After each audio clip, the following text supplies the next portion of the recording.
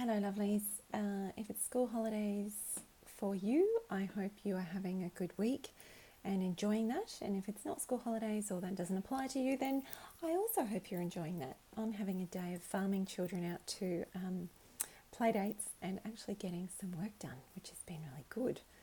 So I did want to pop in and talk about progesterone today, because I know we talk a lot about estrogen. We talk about balancing estrogen, metabolizing estrogen, conjugating estrogen, all of those things. But there's also the balance of progesterone.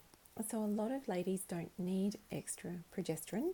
It's more of a matter of actually balancing the estrogen, testosterone, and the adrenals, and sometimes the thyroid. But some women need more progesterone. And we often need more progesterone as we start to get a bit older. So a couple of things happen as we get older. Our ovaries get tired, which is a bit sad. The ovaries get tired and they don't produce as much progesterone. And also, if our stress hormones are up, especially our cortisol, then that dampens down our natural progesterone. So low progesterone symptoms can be very similar to high estrogen symptoms. And look, you can have both going on at the same time, which is why it can get a little bit confusing sometimes with how you manage that. So it's a matter of just tweaking it, working it out, doing different things to get the balance back. So low progesterone symptoms definitely can be poor sleep, any kind of PMT symptoms, especially sore breasts, that can be low progesterone. Feeling that your cycle is changing, becoming lighter, because that may mean that you're not ovulating.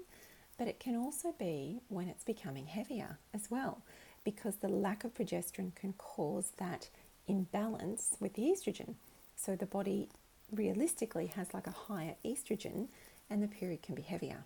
So also the cycles can get closer together as well. So there's a few different progesterone-based symptoms. And also your nervous system can be out of kilter. So you can feel more stressed, more angry, more anxious, those sorts of things as well with progesterone. So progesterone is the hormone of serenity, apparently.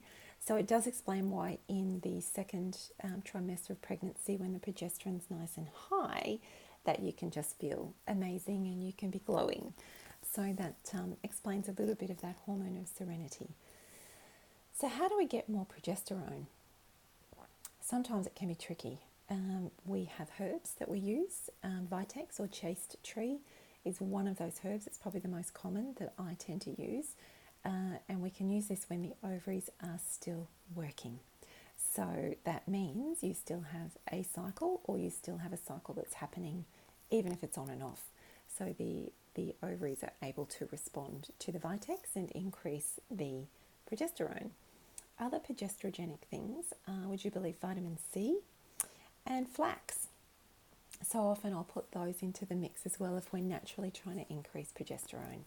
The other thing is dealing with cortisol. So decreasing cortisol and dealing with stress helps progesterone to naturally come up. And that can help a lot of things and just balance the cycle quite easily. So they're the major progesterogenic things that we do naturally. There's also natural progesterone or bioidentical progesterone. And if a lot of other things haven't worked enough, then we will often go to that. But we do need usually to refer to your GP or a gynecologist or someone like that to start natural progesterone. And in a nutshell, that's my little take on low progesterone and what we can actually do to start to balance it up. So that's it for me for today. I hope you are having a wonderful day. By the time you see this, you will have had your day and be into your evening. So take care, and we'll talk soon. Bye for now.